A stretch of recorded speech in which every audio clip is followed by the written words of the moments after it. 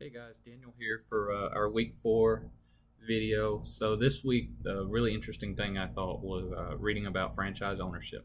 I think that's always an interesting topic because, obviously as sports fans, which I would assume all of us in this field of study are, I think we can all sort of imagine what it would be like to own one of these franchises that we, always see on TV, or we go and watch in person, we have the merchandise for. So it's just, I think it's something that all of us at one point or another have thought about what it would be like to actually be in those individual shoes. Um, so I want to kind of start with the issue about relocation because that was one of our discussion topics for this week. And as I sort of put in my post, I think owners do have the right when they go to take their team from one city to another, because a lot of the times those decisions are made in tough times. They're tough decisions to make for several reasons. But I think the typical case involves a team that may be struggling either on the field or economically with the community. Rarely is a team that's sort of a staple of a community, such as the Yankees or the Lakers. Probably at this stage aren't going to just up and leave their towns because of the success that they've generated and sort of the marquee standing that they have within their communities. So I think when those decisions have to be made, I think the owners who have obviously invested a lot into the team financially and their own work efforts, they've got the resources around them to make those decisions, to do the research and see what cities would offer what as far as compared to what they can do at their own current location, and if moving is or isn't the best option. So sticking with sort of those individuals having the right and the authority because of their qualification, I think that's why cross ownership, which we read about, is a really positive thing for pro sports.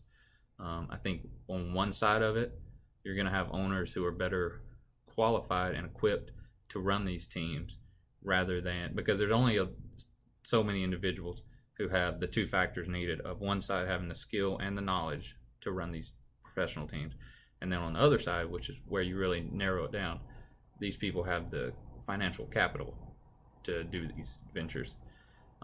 So I think if you're not going to have cross ownership, I think you're going to water down the standards of what it takes to be an owner, which is when you're going to have teams get in trouble because someone who does not have the necessary financial backing is going to take ownership of a team and then go bankrupt in 6 months. And then you've got an even bigger issue. Obviously, most of the pro leagues don't have any issue with it. The NFL has watered down its restrictions to where now it's pretty much just geographical in nature of what's allowed. They just don't want teams of in rival NFL markets, having other teams. So that was sort of the first part, that these individuals are qualified. I think the second part that's a positive to it is I think it's great for the community because now, an example with Detroit, you have the Tigers and the Red Wings owned by the same people. You have in New Orleans, the Saints and the Pelicans share the same owner. Well, now these individuals who are obviously wealthy to great extents are not just supporting the city because of their one product, but they're going to invest, or I should say they're not just going to invest in their product in that city. They're probably going to invest in that city because they see what it can get in return if that city can support its now multiple products that are there. As one owner, obviously, when you have an owner who only owns one team in a city, obviously he's going to support the city. He doesn't want his team to fail, but he's probably going to be more concerned about just his one team.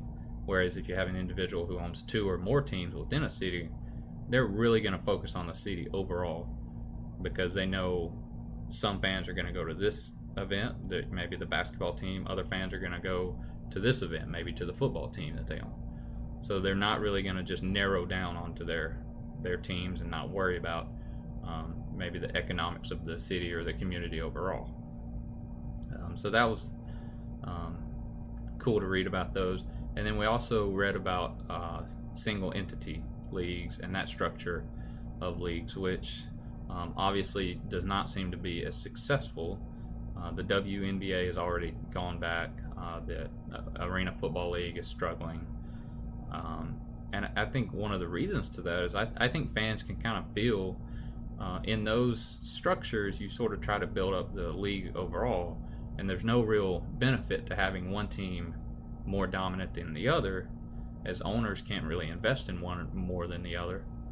And I think one of the downsides and why it's a struggle is because I think fans who ultimately support your league and make it profitable, I think they can feel that when there's no incentive to have one team better than the other. Why would I want to root for this team if the so-called owner, even though it's multiple people, if they don't even care if this team's more successful, team A is more successful than team B.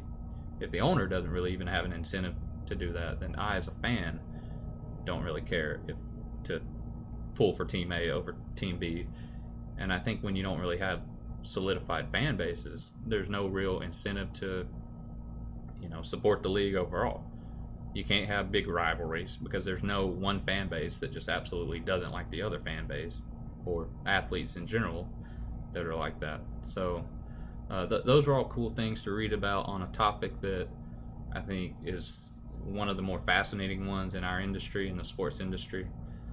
So it was fun to see that this week. So that kind of wraps up my video for week 4, and I'm looking forward to the rest of our term here.